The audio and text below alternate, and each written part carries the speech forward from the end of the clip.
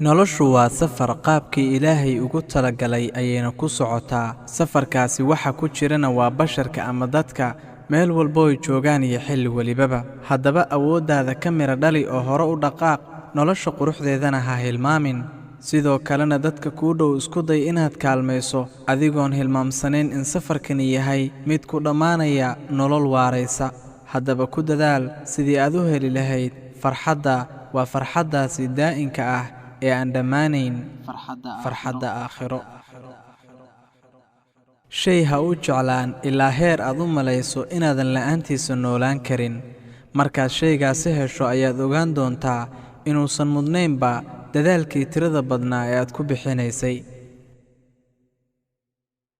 Xasuuso xilliyada qaar in fadliga Ilaahay iyo wanaagga uu kuu galay ay ka mid tahay inaadan helin wixii aad doonaysay. Laga yaabay waxaas aad doonaysay inay noloshaada dhibaato ku ahaayeen, laakiin adigu aadan ogayn. nolosha aan lahayn wax hagaya waxay noqotaa mid caajis iyo wehsi badan. Waxay noqotaa mid u baahata oo aad ugu baahi qabta macaasida iyo xumaanta. Haddaba naftaada maamul oo hoggaankeeda u qabo, waad nabadgelaysaaye.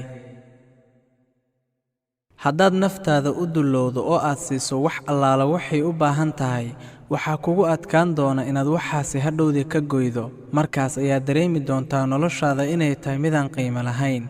laakiin haddaad hoggaanka u qabato oo tababar siiso, sidoo kalena aad ku qasabto inay u dulqaadato waxyaabaha dhibaatada ah, waxay noqon doontaa mid weyn oo aan kaa garab bixi doonin marnaba.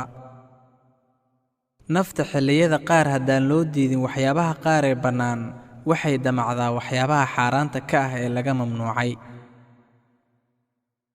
naftaada ka hormari caadada isdhiibidda, shaynaha ku dhaqaaqin adigoon ka fikirin, dhegna jalaq ha u siin kuwa gadaashaada ka dhawaaqaya. haddaad doonayso in hadalkaadu noqdo mid saamayn leh, qalbigaaga waa inuu ka soo go'aa. dhammaan ereyadaad cabbirayso waa inay ka socdaan dhammaan qaybaha jirkaaga. hadalkaagana ka buuxi wanaag, xamaasad, run iyo dhabnimo. meeqa gabay oo ereyada loo qurxiyey baan wax tarin, meeqa erayo oo yar oo kooban laakiin si ikhlaasa iyo dhabnimo loo yiri ayaa wax badan beddelay dunida.